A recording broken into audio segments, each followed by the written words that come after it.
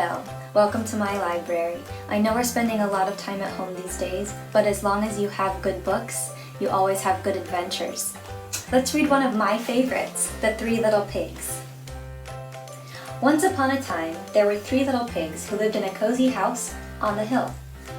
Every day their mother made them delicious food to eat, but the more the three little pigs ate, the hungrier they got. And the hungrier they got, the more they ate. It wasn't long before the three little pigs had grown so big that there was no room for them in the cozy house anymore. "I'm sorry," said their mother one morning, "but it's time you made your own way in the world."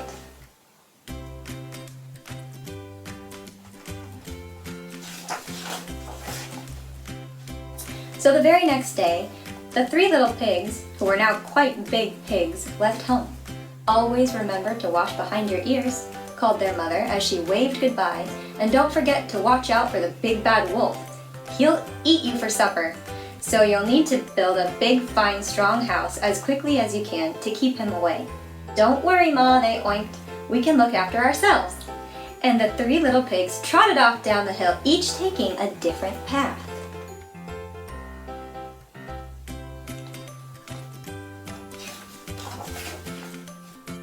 It wasn't long before the first little pig met a farmer pulling a cart filled with straw.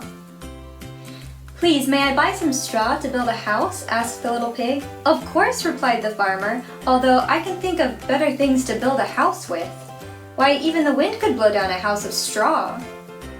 But the little pig wasn't listening. He was far too busy stacking straw, a bundle here, a bundle there. There were bundles of straw everywhere.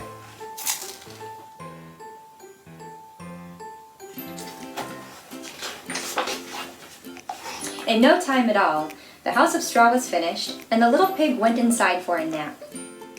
He had just shut his eyes when there was a knock at the door.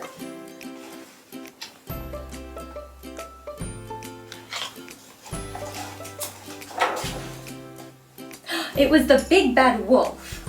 Little pig, let me in," growled the wolf, licking his lips. He had come for his supper. "Not by the hair on my chinny chin chin," the little pig replied.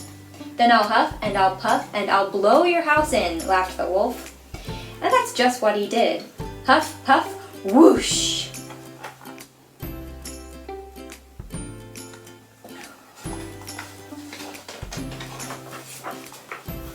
Meanwhile, the second little pig was walking down the road when he saw a woodcutter piling up sticks.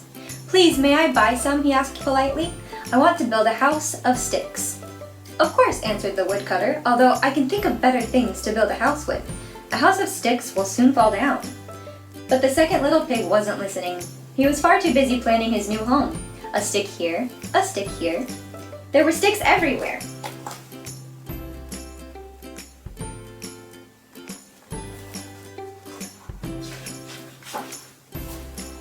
Soon the house was finished, and the little pig went inside for a rest. He had just sat down when there was a knock at the door. It was the big bad wolf.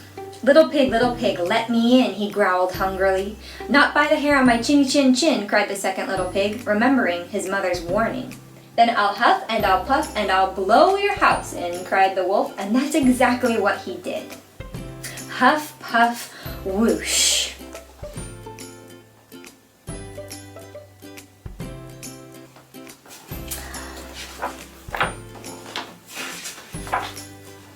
Meanwhile, the third little pig met a builder.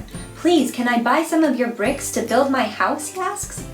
"Of course," replied the builder, and he gave the little pig some fine red bricks, along with some roof tiles and a wooden door.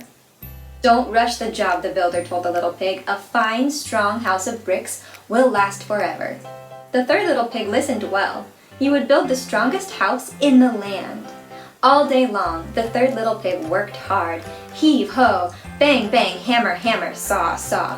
Finally, the house of bricks was finished. And what a fine house it was. It had 4 strong walls of brick, a tiled roof, a sturdy wooden door, and a large fireplace with a chimney.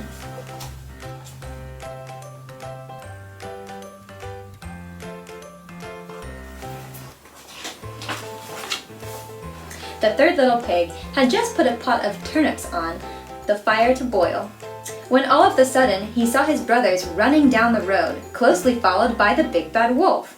"Quick!" cried the third little pig, opening the door to let his brothers in. "You can hide in here."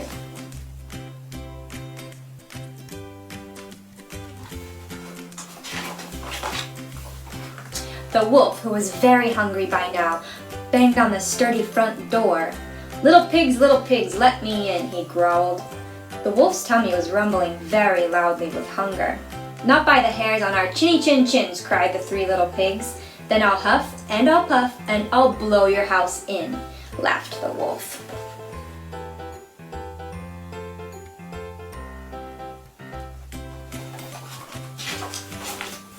So he huffed and he puffed and he puffed and he huffed, but the brick house stood firm.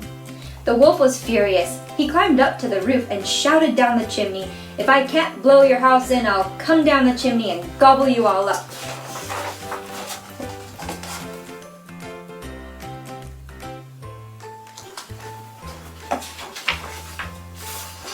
But little did the wolf know that the pot of turnips was still bubbling on the fire at the other end.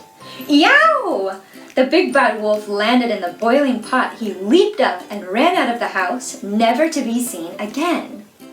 And the three little pigs lived happily ever after in the house made of bricks.